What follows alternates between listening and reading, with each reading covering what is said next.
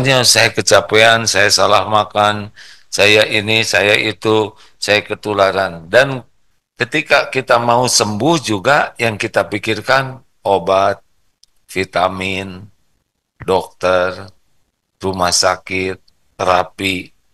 Jarang ingat Allah yang menyembuhkan.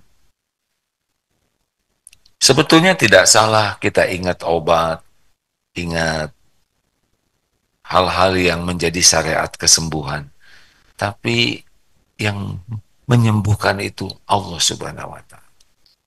Seharusnya sakit ingat Allah, ridho, istighfar, ingin sembuh, ingat Allah yang menguasai kita.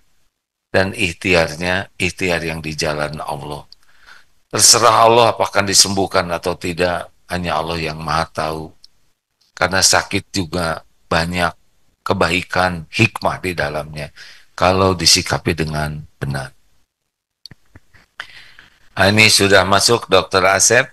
Assalamualaikum warahmatullahi wabarakatuh, dok. Waalaikumsalam warahmatullahi wabarakatuh. Alhamdulillah bisa ketemu walaupun tidak langsung. Ya, alhamdulillah. Gimana kita akan membahas tentang madu ya? Sebentar ya.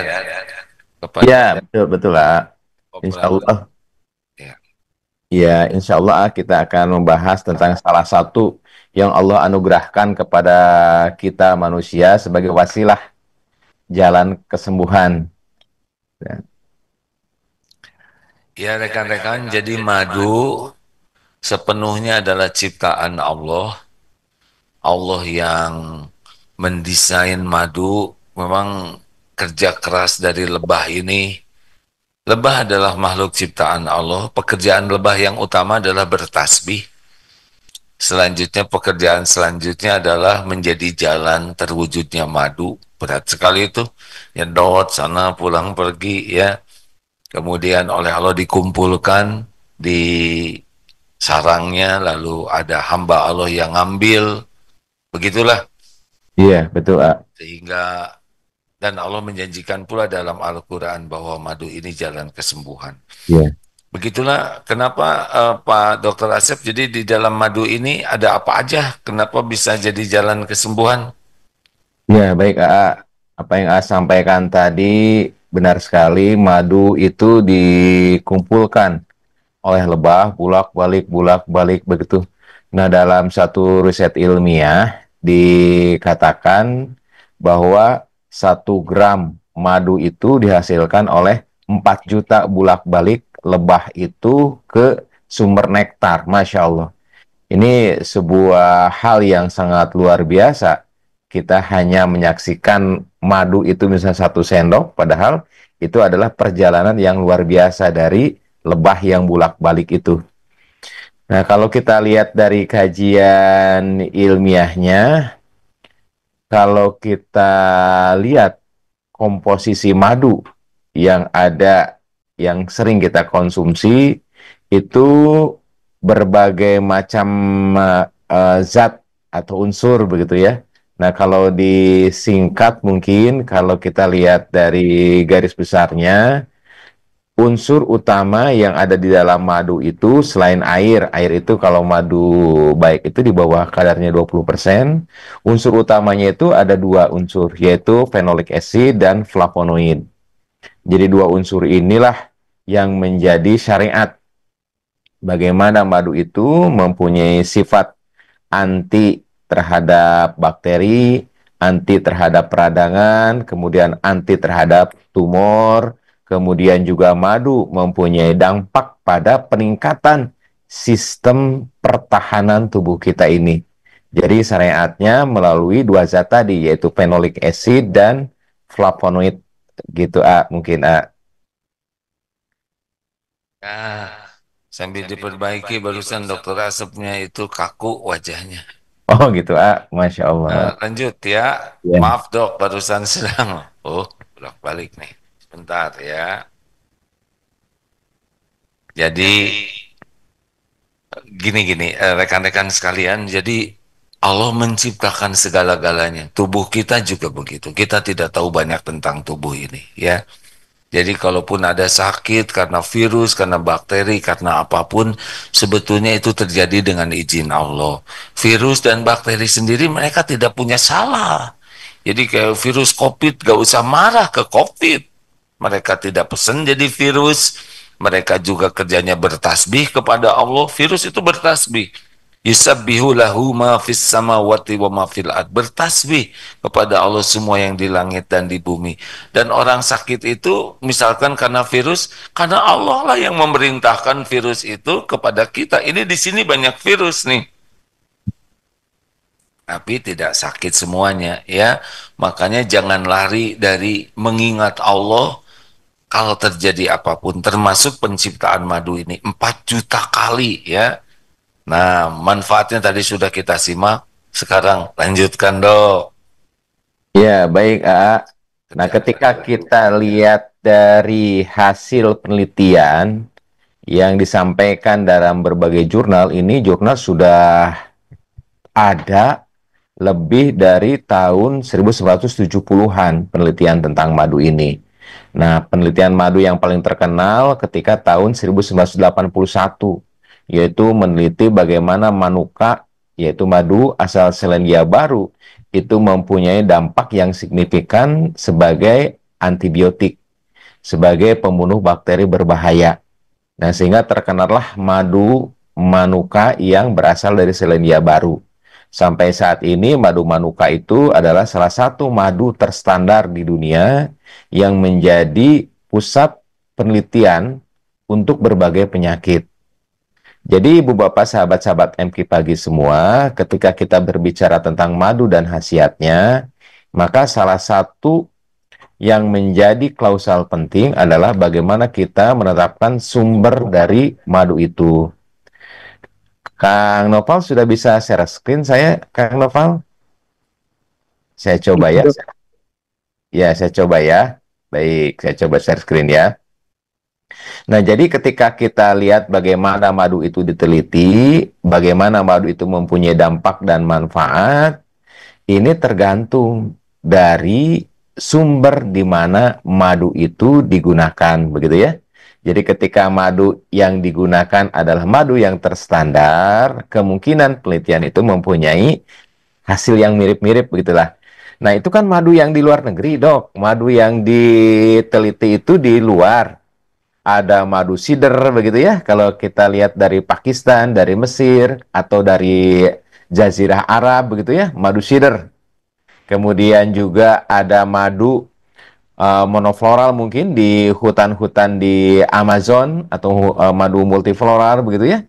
Nah, kita juga punya madu yang diproduksi di Indonesia, di mana madu ini sudah banyak penelitiannya. Madu itulah yang disebut dengan madu sialang. Nah, madu sialang ini unik teman-teman semua.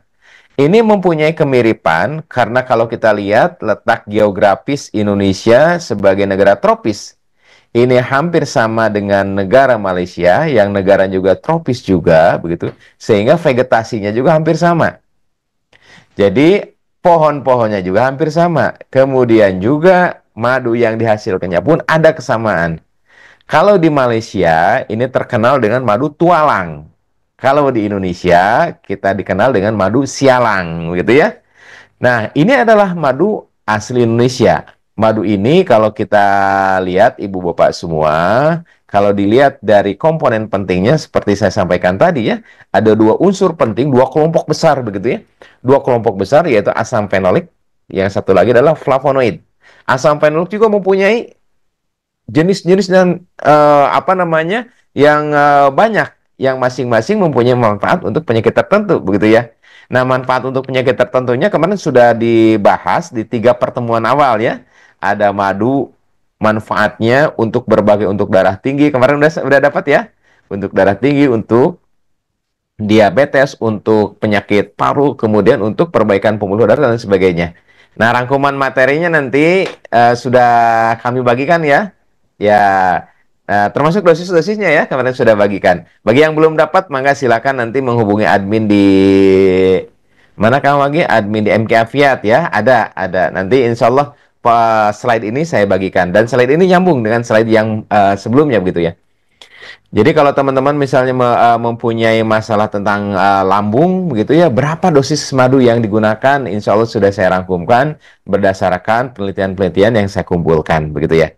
Baik, kita lanjutkan Ibu Bapak semua. Nah, ini kurang lebih rangkuman manfaatnya ya. Masya Allah, Allah memberikan manfaat yang sangat luar biasa lewat makhluknya ini untuk menjadi salah satu wasilah kesembuhan sebagaimana Allah janjikan dalam surat An-Nahl ayat 69 ya. Berbicara surat An-Nahl 69 ya. Ketika kita berbicara bagaimana Allah itu mengungkapkan dalam surat An-Nahl itu nikmat-nikmat yang tersebar di muka bumi.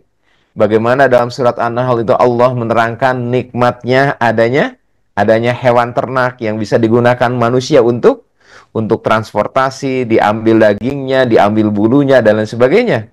Di surat An-Nahl juga Allah menggambarkan nikmat bagaimana tumbuh-tumbuhan begitu ya. Sehingga ada yang mengatakan surat An-Nahl itu adalah surat nikmat ya. Mengingatkan kepada manusia bagaimana nikmat Allah itu yang begitu berlimpah ya. Di antaranya Allah menurunkan ciptaannya berupa makhluk yang disebut dengan lebah. Di dalam perutnya itu keluarlah madu ya. Dalam surat An-Nahl ayat 69 ya. Allah sampaikan bahwa di dalam madu itu terkandung berbagai macam obat, begitu ya. Nah, ketika kita disampaikan pada ayat tersebut, maka kita harus berpikir, afala taqilun, afala tazabbarun, bagaimana kita mentadaburi ciptaan Allah ini khususnya berupa lebah ini ya. Jadi kalau kita pikirkan, kalau kita riset, Masya Allah ini dampaknya sangat luar biasa. Belum ada satu jenis makanan atau komposisi minuman tertentu yang mempunyai manfaat sebanyak ini. Saya lihat dari berbagai macam pustaka, begitu ya, hanya madu yang mempunyai manfaat sebanyak ini, Ibu Bapak semua. Nah, kalau kita lihat, Ibu Bapak semua, kita lihat pohon sialang. Nah, inilah pohon khas yang ada di dataran Sumatera. Ada di Palembang, ada di Prabu Mulih, begitu ya. Ada juga di kawasan Jambi, di kawasan Riau, ya. Ini kalau nggak salah di kawasan Pelalawan, ya. Ada juga yang di apa namanya, ada Trans Sumatera Utara dan sebagainya. Inilah pohon khas Indonesia. Di Kalimantan juga ada. Inilah pohon sialang. Nah, inilah pohon ini yang menjadikan tempat ya berdiamnya lebah apis dorsata gitu ya untuk menghasilkan madu. Jadi pohon sialang ini tinggi banget Ibu Bapak semua, kurang lebih 50 meter tingginya. Ada yang 20 begitu ya, ada yang 30, rata-rata sekitar 30 meteran tingginya itu. Nah, disinilah bagaimana Allah menciptakan makhluk-makhluknya untuk berkembang biak dan menghasilkan madu. Ya. Jadi Ibu Bapak semua, ini saya ambil gambar dari riau24jam.com ya. Ini pohon sialang yang tadi, ya. Pohon sialang ini dalam satu pohon terdapat beberapa sarang. Ada yang 20, ada yang 30 sarang begitu ya. Dan satu sarangnya itu kurang lebih 10 sampai 20 kilogram, banyak sekali, Masya Allah. Jadi satu pohon bisa mencapai 1 kuintal begitu ya. Dan kalau kita lihat dari pohon ini bisa dipanen 2 sampai 3 kali dalam setahun. Nah, Ibu Bapak semua, sekali lagi ketika kita berbicara tentang manfaat dari sebuah sediaan misalnya madu, kita harus meyakinkan bahwa madu itu memang sesuai dengan standar. Atau mungkin simpelnya mah kita pastikan bahwa keaslian daripada madu tersebut. Ya. Jadi kalau kita lihat lagi, Ibu Bapak semua, ini ada penelitian yang menurut saya bagus ya. Ini review jurnal. Jadi beberapa jurnal dikumpulkan begitu yang meneliti bagaimana madu yang sudah menjadi standar dalam tanda kutip standar dunia ya, yaitu madu manuka dari Selandia Baru. Nah, kita bandingkan nih bagaimana madu tualang atau madu sialang. Jadi tualang itu adalah istilah dari teman-teman kita di Malaysia begitu ya. Disebut madu tualang begitu ya. Nah, bagaimana dibandingkan nih madu tualang atau madu sialang ini dengan madu standar dunia itu ya. Yang didasarkan standar dunia itu ada dua yang sering diteliti itu. Yang pertama adalah madu, ya madu manuka, dan yang kedua adalah madu madu sider, gitu ya. Dan dua-duanya harganya mahal, ibu bapak semua. Jadi kalau 1 kilogram itu kurang lebih sekitar 100 dolar. 100 dolar mungkin sekitar apa namanya, ada yang punten, ada sekitar 10 dolar gitu ya, ada 1,5 juta begitu ya, ada juga yang 1,8 juta per kilogram begitu. Nah ini dibandingkan nih, madu yang kita punya ini, madu khas Indonesia dan Malaysia ini dibandingkan dengan madu standar dunia dalam tanda kutip, yaitu madu madu manuka dari Selandia Baru ya. Nah dibandingkanlah berbagai macam parameternya, di antaranya dapat seperti ini ibu bapak semua. Jadi kalau kita lihat bagaimana apa spesifik berat jenisnya begitu ya, berat jenisnya ternyata mirip-mirip aja ya. Kemudian pH-nya, ingat madu itu pH-nya itu adalah asam. Sehingga kalau berbicara, dok madu ini kadaluarsanya kapan ya? Ada yang mengatakan 2 tahun, 3 tahun. Bahkan ada arkeolog yang menemukan madu yang berasal dari salah satu gua di Mesir. Dan kurang lebih itu umurnya itu 2.500 sebelum Masehi. Dan ternyata itu masih layak konsumsi, Ibu Bapak semua. Seperti kita tahu, madu itu mulai ditemukan pemakaiannya kurang lebih 8.000 tahun yang lalu ya. Di salah satu gua di Venesia gitu ya, di Spanyol gitu. Di sana digunakan sebagai obat luka gitu ya, di Venesia di salah satu guanya begitu, ada tulisannya, lukisannya kurang lebih 8.000 tahun yang lalu. Nah, kemudian 2.500 tahun sebelum Masehi, madu juga sudah digunakan di Mesir begitu ya. Nah, inilah komposisinya ibu bapak semua. Tidak terlalu jauh beda kalau kita lihat di sini ya. Cuma yang menonjol ini adalah perbedaan dari kadar gula.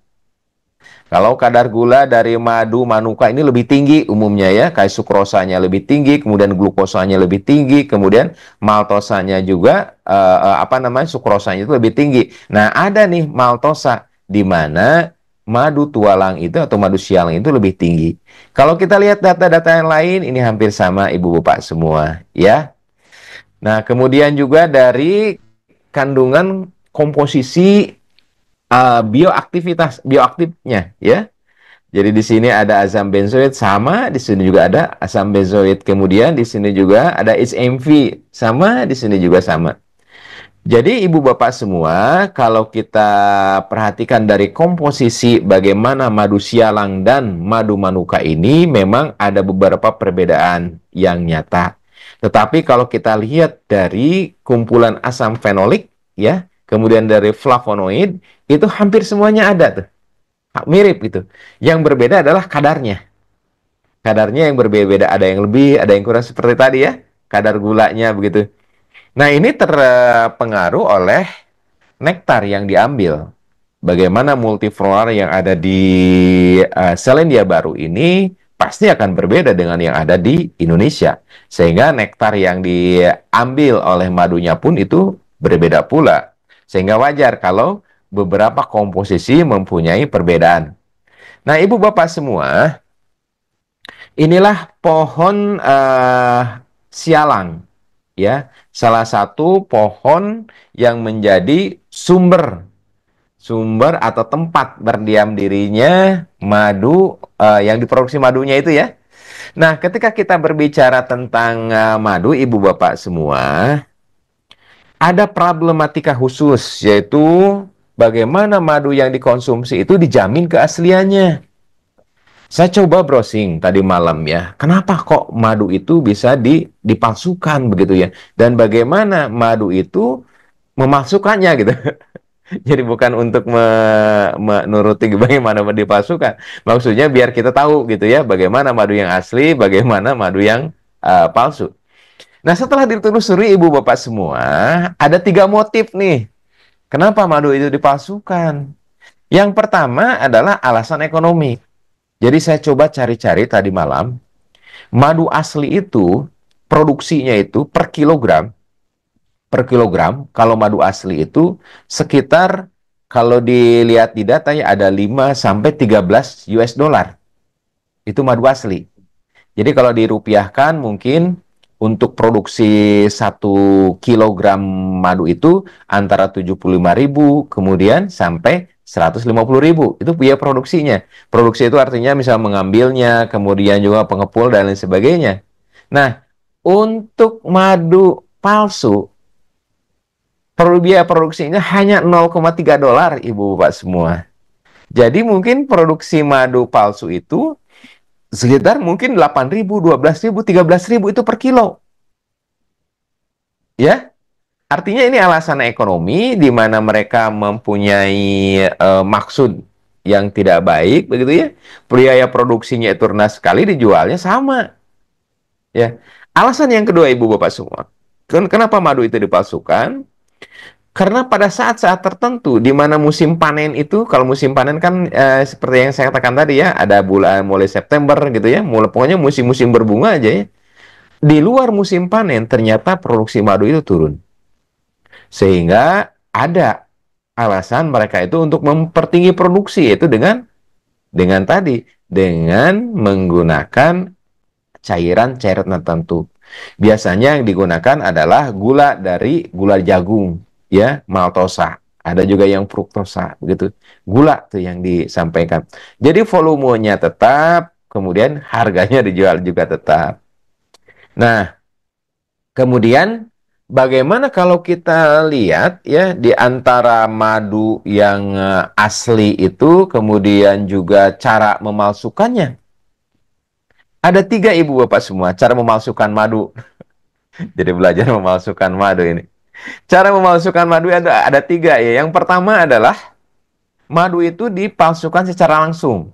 Artinya madu yang ada dicampur tuh dengan madu buatan berasal dari kebanyakan dari fruktosa, dari gula jagung. Nah, pemalsuan yang kedua adalah pemalsuan tidak langsung. Ada tuh ya. Pemalsuan tidak langsung gimana? Lebahnya ada sih. Sarangnya ada sih di sana. Tetapi lebahnya itu dikasih makanan. Makanannya itu adalah gula, begitu ya. Jadi sama keluarnya dari perut lebah, tapi bukan berasal dari nektar. Itu cara pemalsuan yang kedua. Cara pemalsuan yang ketiga adalah dicampur. Ya, pencampuran itu. Jadi itulah ibu bapak semua, kenapa ketika kita berbicara tentang madu, maka keaslian itu akan berdampak pada apa khasiatnya dan bagaimana madu itu berdampak pada tubuh. Andai kata madu itu adalah madu yang dibuat dengan campuran dari fruktosa atau gula jagung, maka bukan hanya manfaat, tetapi itu mungkin berbahaya bagi sahabat-sahabat kita yang mempunyai resiko diabetes, begitu ya, yang prediabetes ataupun yang diabetes mellitus baik tipe 1 atau tipe 2. Nah, untuk itulah maka diperlukan bagaimana madu itu mempunyai tingkat keaslian. Nah, inilah seninya di kita itu, Ibu Bapak semua di Indonesia ini, ya. Nah, bagaimana menentukan madu asli atau tidaknya? Satu adalah dengan self-declare. Jadi daripada pengepul, daripada pengrajin mendeklarasikan. Tetapi yang namanya declare orang kan belum tentu. Bisa orang itu jujur, bisa orang itu memang berniat memang tidak baik dan lain sebagainya. Maka kita harus tahu bagaimana kredibilitas orangnya itu. Nah dok, kalau kredibilitas orang kan susah ditentukan. Bisa ibu bapak semua dengan penelusuran dan sebagainya. Bisa juga mungkin dengan disumpah begitu ya. Ada juga penentuan madu asli atau tidaknya berdasarkan laboratorium. Ada tes kromatografi, kemudian ada tes fluoresensi dan sebagainya ibu bapak semua. Jadi bagaimana kita memastikan madu? Biasanya kita memastikan dari rantai perolehan. Baik itu dari mulai yang ngambil dari pohonnya tadi, kemudian yang mengumpulkannya, kemudian yang mendistribusikannya. Bagaimana menjamin orang itu adalah orang yang amanah. Ya gitu mungkin ya Bu ya, Pak, Bu. Nah, kembali kita kepada madu sialang, Ibu Bapak semua, bagaimana dong kita mempunyai solusi? Jadi ketika kita dihadapkan pada masalah-masalah bagaimana memastikan itu madu asli, maka kita pun mencari solusi, begitu ya. Mencari solusi. Di antaranya adalah kita menelusuri orang-orang yang memang bisa bekerja sama, begitu ya. Nah, sahabat-sahabat MQ pagi semua, insya Allah MQ Afiat membantu memfasilitasi bagaimana kita memperoleh madu ini dan bagaimana kita bisa memastikan bahwa madu yang diambil itu pertama dari sumbernya betul adalah itu adalah madu yang memang sudah mempunyai riwayat penelitian yang banyak begitu ya. Dan yang kedua bagaimana rantai dari madu itu diambil sampai madu sampai ke konsumen betul-betul madu itu tidak ada campuran dan madu itu dijamin asli begitu ya. Baik, mudah-mudahan ada rezekinya. Sekarang kita akan diskusi dengan Ya, salah seorang. Ya, punten A. Gimana? A? ya, alhamdulillah, terima kasih dok. Jadi kalau ada nemeninnya aja bahwa kesempurnaan ikhtiar itu bagian dari ibadah. Jadi misalkan kita ditakdirkan sakit ya dengan izin Allah sakit. Kita harus yakin bahwa semua kesembuhan itu hanya terjadi dengan izin Allah. Walaupun kita makan obat, minum madu, tetap saja hati kita bersandarnya hanya kepada yang memiliki segala kesembuhan. Maaf ya Pak ya, saya balikin dulu ya. Ini bukan pelit Pak, tapi nah jadi pada waktu kita minum madu harus jadi zikir. Ya Allah, hanya Engkau yang menciptakan madu ini. Dan hanya dengan izinmu saya bisa merasakan manfaat dari madu ini. Engkaulah yang maha menyembuhkan, ya syafi anta syafi la sifaan illa sifa'uk. Tidak ada kesembuhan selain dari engkau ya Allah. Jadilah kita minum madu itu ya enak, ya jadi pahala. Tapi saya harus beli, itu nggak apa-apa. Kalau kita beli, kalau niatnya untuk ibadah, kita memindahkan rezeki yang Allah titipkan ke kita kepada hamba Allah lainnya. Jadi jangan suka berat kalau ada ya seperti kita harus bayar listrik, bayar anak sekolah, bayar beli belanjaan, beli beras. Kita tidak boleh ada berat-beratnya karena ini kita menyampaikan rezeki orang lain. Halo? Dan nggak ada ruginya. Uang yang ada juga uang titipan Allah. Sekarang kita sampaikan kepada hamba Allah lainnya dengan niat mudah-mudahan manfaat kita dapat imbal baliknya. Insya Allah semua ini akan jadi amal soleh. Jadi aktivitas sakit, aktivitas berobat, aktivitas beli obat, aktivitas ke dokter, aktivitas itu jadi amal soleh semuanya.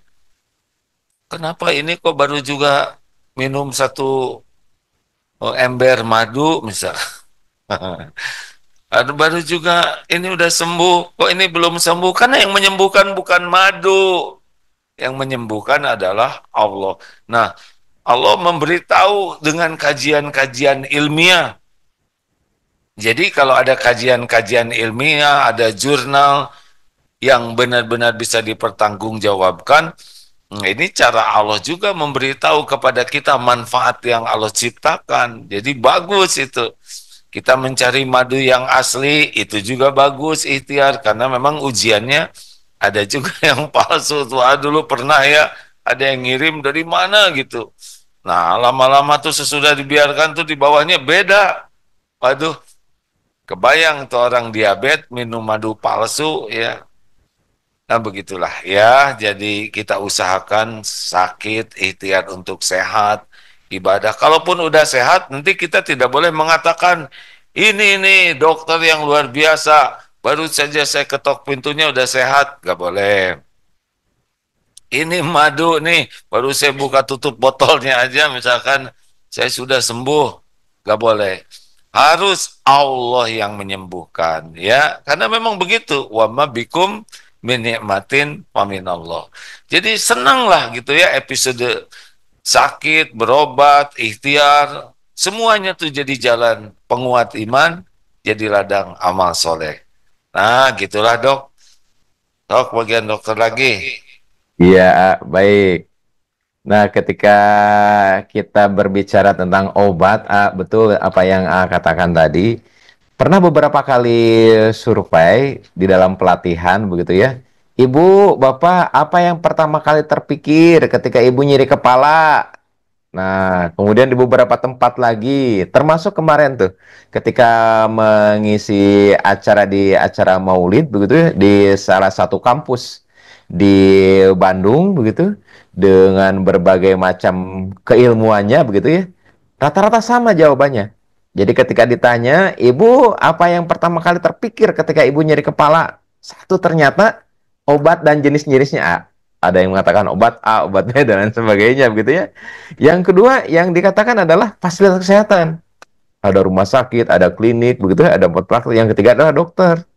Nah, ibu bapak semua, ini memang perlu berlatih kita itu supaya hasil didikan kedokteran di Indonesia yang sekuler ini lama-kelamaan harus kita kikis. Ketika kita menyadari kita diciptakan dalam bentuk yang tidak tahu apa-apa, ketika kita di dalam otak kita itu belum ada apa-apa, padahal Allah sudah memberikan nikmat yang tak pernah terbayangkan dan tak pernah kita tahu dan tak pernah kita minta, ya, karena kita tidak tahu akan perlu itu. Ternyata Allah mencukupi dan Allah pelihara sampai saat ini. Ketika manusia tahu ilmu tentang sedikit tentang nyeri kepala, maka ditambah dengan iklan-iklan begitu ya. Maka yang pertama kali diingat ketika nyeri kepala adalah obat, bukan yang menciptakan, bukan yang memelihara, bukan yang terus hari demi hari itu mendampingi, mengasih nutrisi dan lain sebagainya. Inilah salah satu penyadaran yang harus kita terus-menerus saling untuk mengingatkan. Nah, demikian juga dengan madu ibu bapak semua. Jadi ketika kita minum obat, ini mungkin telah saya sampaikan, obat engkau adalah salah satu makhluk. Dan obat itu Allah ciptakan khasiatnya, dan obat itu Allah pertemukan khasiat itu dengan yang ada permasalahan di dalam diri kita, gitu ya. Allah yang menciptakan khasiatnya, Allah yang mempertemukan khasiat itu dengan permasalahan kesehatan yang ada dalam diri kita. Demikian juga dengan madu ibu bapak semua. Sebagai salah satu bentuk ikhtiar, maka kita akan menelusuri begitu ya, bagaimana syarat-syarat agar madu baik itu sebagai obat atau sebagai minuman itu mempunyai manfaat. Di antaranya adalah bagaimana kita bisa memastikan madu itu asalnya dari mana begitu ya, memastikan keaslian madu dan sebagainya gitu. Oh, punten di sini ada yang Pak Safrizal. Pak Safrizal, ada Oh nggak iya, Pak Sapriel. Oh iya, men- minta yang ada nggak? nyari madunya? Assalamualaikum Pak. Sebentar, Kang Noval, punten Kang Noval. Biasa di unmute Pak Safrizal. Pak Safrizal. Ya, Pak saya ingin Safrizal. tahu bagaimana perjuangan mendapatkan madu yang murni Oh iya, itu yang dan akunnya. juga bagaimana tetap menjaga keaslian supaya kan kasihan yang usaha madu itu kalau nggak jujur di akhirat direbus tuh Iya, iya. berat sekali ya kan hanya mencari tidak seberapa hanya eh, pengusaha-pengusaha yang kuat iman saja yang harusnya bisa usaha ini menjual. Kang Noval, punten nama akunnya tuh tadi yang pakai iPhone, belum di rename Kang. Di punten difasilitasi Kang. Kang Noval. Ada nggak ya kalau nggak belum tahu. Ada barusan, Oh, ini nih. Ya, Assalamualaikum. Waalaikumsalam warahmatullahi wabarakatuh. Mangga, Assalamualaikum, Pak. Assalamualaikum warahmatullahi wabarakatuh ya Waalaikumsalam warahmatullahi Pak. wabarakatuh. Oh, apa kabar Pak Safrizal? Alhamdulillah, baik. Di mana posisi sekarang? Sekarang posisi di Tramulis, Kan? di Tramulis, Sumatera Selatan. Sumatera Selatan. Terima kasih sudah menyengajakan hadir. Bisa dibantu tim ya, maaf ya. Memang yang paling bagus itu otomatis, tapi kadang-kadang harus selalu dibantu. Pak Syaf, terima kasih kiriman madunya. Sama-sama. Susah tidak sih nyari madu tuh yang asli? Sekarang semakin susah karena kalau di Sumatera Selatan itu ada perubahan tanaman. Dulu itu tahun 2000, awal tahun 2000, perkebunan-perkebunan di Sumatera itu ada tanaman akasia carva. Ah, Jadi sekarang lebih susah carinya ya. ya, karena berapa tahun terakhir ini itu carva itu diganti eucalyptus oleh perusahaan sehingga susah mencari sumber makanan buat si lebah sialan. Tapi masih didapatkan, hanya lebih susah begitu ya. Ya betul, kalau dulu itu awal-awal tahun 2000, satu pohon sialan itu bisa 50 sampai 200 sarang. Kalau sekarang itu rata-rata cuma 5 sampai maksimal 20 sarang satu pohonnya. Oh begitu ya, tuh sekarang semakin tahu bahwa untuk mendapatkan yang terbaik itu perjuangannya lebih sungguh-sungguh ya. Betul. Lalu kenapa ini berusaha menjaga keasliannya? Ya karena memang sebagaimana yang kita ketahui banyak beredar di masyarakat itu madu-madu yang kurang baik sehingga itu berakibat bagi pasien-pasien karena ketika mereka pengen konsumsi madu mereka kan inginnya sehat gitu. Nah, tapi kalau yang mereka konsumsi bukan madu yang asli, bukan kesehatan yang mereka dapat, bisa mungkin sakitnya bisa bertambah parah dan lain sebagainya. Ya benar. Mudah-mudahan istiqomah Amin, amin. menjaga keaslian ini, karena bagi kita bisnis bukan masalah jual beli, tapi bisnis adalah amal soleh. Bisnis bukan untuk urusan duniawi belaka. Bisnis adalah untuk surga dan neraka ini ya. Amin ya Allah. Di dunia ini tidak ada apa-apanya. Terima kasih Ya, Pak. Semoga Allah memudahkan dapat madu-madu asli amin, amin. dan Terima terus kasih. istiqomah dalam keaslian ya. Amin ya Terima Allah. kasih karena madunya sangat disukai, ada asam-asamnya katanya. Alhamdulillah. Jazakallah khair, Pak Syaf. Wa iyyakum. Ya, Waalaikumsalam warahmatullahi wabarakatuh. Waalaikumsalam warahmatullahi wabarakatuh. Iya. Dok, apa Iya, efeknya kalau makan madu yang tidak asli, Dok? madu yang tidak asli itu yang saya browsing tadi malam, yang banyak ditambahkan itu adalah fruktosa. Jadi fruktosa itu adalah sejenis glukosa yang bersumber umumnya itu adalah dari gula jagung. Nah, itu mempunyai glycemic index yang sangat tinggi, kurang lebih 80 glycemic indexnya itu. Artinya ibu bapak semua, ketika kita mengkonsumsi sama saja dengan mengkonsumsi gula, begitu ya. Mirip mungkin warnanya, mirip mungkin bau-baunya dan asam-asamnya karena ada pewarnanya juga, tetapi dampaknya luar biasa berbeda karena bukan dari hasil nektar, tetapi dari gula yang dibuat. Nah, manisnya dari madu ini kan berasal dari nektar. Jadi tadi memang ada glukosa, ada maltosa, ada sukrosa, begitu ya, sama.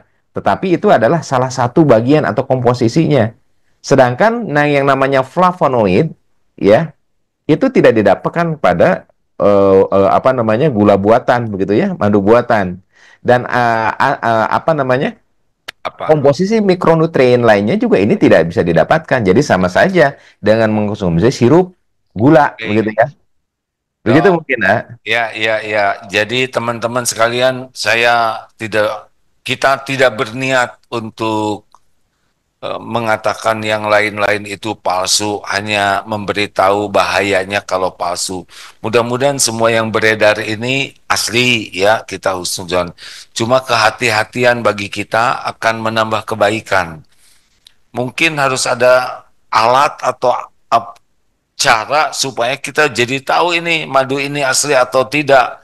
Ada nggak kajian ilmiahnya yang eh, gimana nih madu ini benar atau tidak, kan kasihan kalau Iya, orang iya, yang diabetes minum madu ternyata gula nambah lah iya, itunya, iya, gula darahnya jadi semakin parah. iya, A. Ada tidak caranya untuk Iya. mengetes? Baik, pertama adalah secara sederhana, secara fisik begitu. Jadi ada beberapa ciri di mana madu yang palsu itu mempunyai kadar air yang umumnya lebih tinggi dari 20%. Kalau SNI kita menyaratkan bahwa madu yang diedarkan itu kadar airnya itu adalah di bawah 20%. Nah, mungkin ada ngetes mungkin sederhana, ada yang korek api dicelupin, ada yang pakai tisu. Kalau misalnya ada kadar airnya tinggi, berarti tisunya itu beleberan langsung basah dan lain sebagainya. Ada juga cara secara fisik dengan penciuman, di mana madu asli itu mempunyai aroma yang khas, kemudian rasa apa namanya ada bau-bau seperti asam begitu ya. Tetapi ini juga bisa diakali dengan essence. Ya, inilah pinternya apa namanya yang para pemalsu itu. Nah, ada tes laboratorium di antaranya adalah tes kromatografi, ya, ada juga tes fluoressensi gitu. Jadi kedua tes ini bisa memperkirakan madu asli atau tidak. Nah, memang kalau kita lihat tahun 2022 itu di Amerika ketika dilakukan penelitian di pasar-pasar atau supermarket, ya, dikatakan bahwa 77% madu yang beredar itu tidak sama sekali mengandung nektar begitu ya. Ini Hmm. juga salah satu kendala bagi kita ya. Kemudian juga penelitian di India sama tahun 2022 ya. Di antara 13 madu yang dikonsumsi itu, madu yang beredar di pasaran, 10 madu itu ya, 10 di antara 13, 10-nya itu adalah madu yang telah dicampur. Jadi betapa ini agak rumit gitu ya, permasalahan madu ini ya, menentukan asli atau tidaknya, sedangkan ini sangat berdampak pada manfaatnya begitu ya. Makanya Sampai pertama tujuh self puluh tujuh declare persen ya. ya, Ya, sebab kalau kalau orang hanya memikirkan uang, tidak ingat hisab, tidak ingat perhitungan di sisi Allah, orang juga tidak punya alat ukur, tidak punya alat ngetes, atau mungkin hanya perusahaan yang betul-betul punya sertifikasi. Kalau lihat tuh, kalau di Australia Baru ada madu manuka ya, ya betul A. itu ada MGO-nya, MGO ada, betul A. ya, makin tinggi, ada alat ukurnya lah dan ada Ya, sertifikasinya. Di kita belum mungkin begitu ya, kurang ya, modal dan ya. harganya itu ya seperempat kilo itu bisa mencapai, kalau yang bagus itu 3 jutaan, jadi sekilo Ya. 12 juta. Tahu kita hanya beli botolnya ya. Hmm. Ya, ya, ya, ya. Nah, Ya. udahlah, sekarang kita cari solusi. Kita baru panen berapa Pak Wagi? Ada 250 kilogram yang baru panen. Ya, dari Pasar Ini Frisal ya, ini Pasar ya, Frisal. punten ya. Saya Ya betul, ah. bicara ini bukan, ya jangan pedagang gitulah, bukan lah ya. Tapi kita ingin ikhtiar dapat madu yang asli tadi Pak Safrizal dan sudah disumpah ya. Kemudian nggak banyak juga, cuman 200 berapa sekali panen teh? Ah, sekarang cuman dapat 250 kilogram. Berarti itu dibungkus per berapa? Berarti berarti 250 ya kilo, dibungkus per setengah kilo. Berarti Jadi 500 kita Pak. cuman punya 500, stok yang baru dipanen itu 500 bungkus A-nya, setengah kiloan. Ya, berapaan sih? Boleh ngasih tahu harganya nggak? 75.000 setengah kilo. Ah, yang benar. Kasihan atuh lebah.